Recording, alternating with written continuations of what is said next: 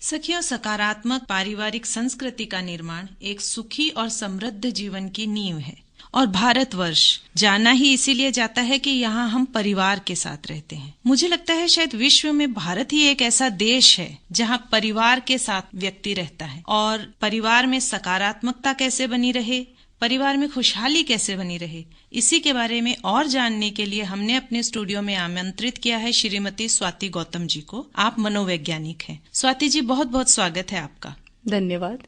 स्वाति जी, हमारे लिए परिवार बहुत महत्वपूर्ण है। बिल्कुल। हमें लगता है कि हम परिवार के बिना अधूरे हैं। आप ये मानती हैं? बिल्कुल। ये बताइए कि सकारात्मक पारिवारिक वातावरण कैसे बनाएं हम अपने घर में? ये परिवार का मतलब ही यही है कि जहाँ आपसी प्रेम, लगाव, सामंजस्य, एक दूसरे के प्रति समझ हमारी जो है वो बनी रहे, तो वहाँ वो परिवार हो जाता है। सिर्फ ये खून के रिश्ते ही नहीं है, बल्कि जब सकारात्मक माहौल की जब बात कर रहे हैं तो शुरू से हमारे जो संस्कृति है, जो संस्कार है, वो यही सिखाते हैं कि जो आपके परिवार में जो सदस्य हैं वो एक दूसरे को समझें, एक दूसरे की आवश्यकताओं को समझें और आपसी प्रेम और विश्वास के साथ रहें। जी स्वाति जी, असमंजस की स्थिति होती है, बिल्कुल, मतभेद होता है परिवार में, बिल्कुल, तब थोड़ी सी लगता है कि नकारात्मकता आ गई है। बिल्कुल, मैं अपनी बात मनवाना चाहती हूँ, सामने वाला मेरी बात नहीं मानता। तो ऐसी स्थिति में हमें क्या करना चाहिए ताकि वातावरण सकारात्मक रहे और हमारी बात भी समझी जाए? जी, मतभेद होना स्वाभाविक है क्योंकि हम अलग अलग विचारों के और अलग अलग बिलीफ सिस्टम के लोग हैं। तो मतभेद हो लेकिन मनभेद नहीं हो, उसके लिए जरूरी है कि बातचीत जो है वो की जाए। कहा भी गया है कि आप चाहे लड़ लीजिए, झगड़ लीजिए, लेकिन बातचीत का रास्ता बंद मत कीजिए, वरना सुलह के रास्ते बंद हो जाते हैं। तो कई बार मन में हमारे कुछ चीजें चल रही होती हैं जिसको जब तक हम बात करके सुलझा नहीं लेते तब तक वो शायद असमंजस बना है या कोई गलत धारणा हमने मन में बना ली है। तो ये तभी क्लियर होगी, तभी उस सुलझेगी बात जबकि हम बैठ के उस विषय पे विस्तृत चर्चा कर लेंगे और चीजों को सुधारने के डायरेक्शन में जो है वो हम अपना समझ जो है प्रयास करेंगे। स्वाति जी, आज के जमाने में एकल परिवार का चलन अधिक हो गया है, चाहे वो आप मर्जी समझे चाहे मजबूरी, एकल परिवार बनते जा रहे हैं, बढ़ते जा रहे हैं। तो हम अपने परिवार के साथ जुड़े रहें। एकल परिवार को नकार देना भी एक तरह से मुश्किल ही है क्योंकि आजकल माता पिता जो हैं वो जहाँ रहते हैं, जो उनका स्थायी निवास है, वहीं रहना चाहते हैं और बच्चों को आगे बढ़ना है, इसीलिए उन्हें अलग भी रहना पड़ता है। तो वो जुड़ाव कैसे बना रहे, इसके लिए क्या नुस्खे अपनाएं कि वो एक दूसरे से मन से जुड़े रहें? कि एकल परिवार कई स्थिति में, जैसे आप बता रहे हैं कि नौकरी की वजह से या किसी और कारण की वजह से जो है वो बढ़ रहे हैं अभी, लेकिन परिवार चाहे दूरियां हो तो भी परिवार परिवार है, उसको आपको जब साथ में लेके चलना है तो रोजाना कोशिश कीजिए कि आप परिवार के लोगों के साथ बातचीत कर पाएं। अभी तो बहुत सारा सुविधाएं ऐसी हो गई हैं कि आप वीडियो कॉल के थ्रू, फोन के थ्रू जो है उनसे संपर्क में रह सकते हैं। साथ में बच्चों को भी ये सिखाना जरूरी है कि घर में दादा दादी हैं या जो भी बुजुर्ग हैं घर में और परिवार के जो सदस्य हैं, उनके साथ भी वो कुछ न कुछ समय जो है वो जरूर बिताए। वरना कई बार व्यस्तता के दौर में हमें और हमारे बच्चों को समय ही नहीं मिल पाता कि वो बैठकर और कुछ चीजों को बात कर पाए उस बारे में। लेकिन एक सकारात्मक माहौल के लिए जरूरी है कि घर के सारे सदस्य जो हैं कम से कम शाम का जो खाना है वो साथ में बैठकर खाएं। उस समय टीवी, मोबाइल फोन ऑन नहीं हो ताकि आपस में बातचीत हो पाए। जो बुजुर्ग हैं उनके साथ में 5 से 10 मिनट का टाइम भी जो है वो आप निकालिए और बैठिए, उनसे बातचीत कीजिए, उनकी जो भी दिनचर्या है उसके बारे में बात कीजिए और उनके अनुभव सुनिए। तो इस तरह से एक सकारात्मक माहौल हम परिवार में बना पाएंगे। तो स्वाति जी, आप क्या समझती हैं या कहना चाहती हैं कि बच्चों के मानसिक और भावनात्मक विकास में परिवार का क्या योगदान?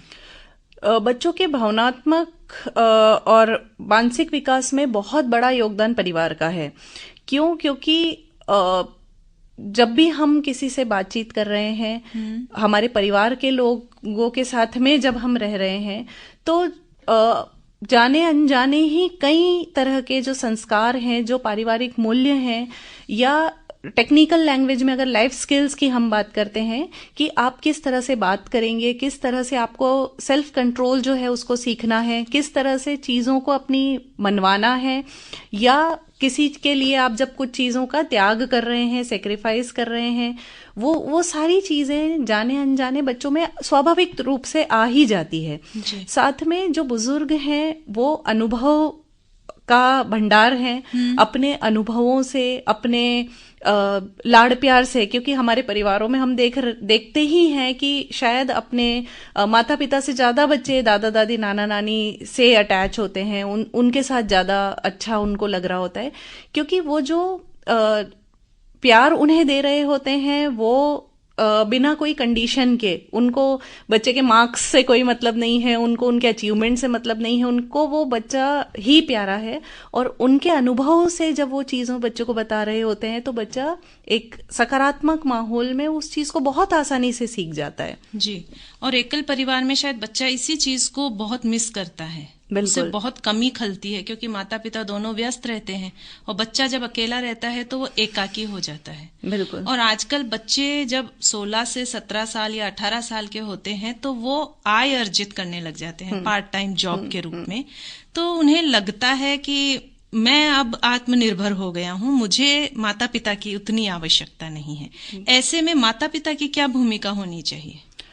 देखिए, अगर पार्ट टाइम जॉब करके आय अर्जित कर रहे हैं तो ये एक तरह से इंडिपेंडेंट होने के लिए उनको जरूरी है, या कई जगह पर ये चीजें सही हो भी जाती हैं, लेकिन ये सोचना कि मुझे किसी की जरूरत नहीं है, ये गलत है। किशोर होते बच्चों के दिमाग में ये बात आ जाती है। बिल्कुल, किशोर होते बच्चों के दिमाग में। और आजकल आप अगर देखेंगे तो बहुत सारे वयस्क जो हैं वो भी ऐसा सोचते हैं कि अगर मैं अर्न अच्छा कर रहा हूं तो मुझे किसी की जरूरत नहीं है जी। और माता पिता परिवार जो है उनसे वो कटना शुरू कर देते हैं, सिर्फ अपनी ही दुनिया में वो रहने लग रहे होते हैं। उनको ये लगता है कि हम सफलता की ऊंचाइयों पर हैं, हमारा स्टेटस अलग है, हमारा स्टैंडर्ड अलग है।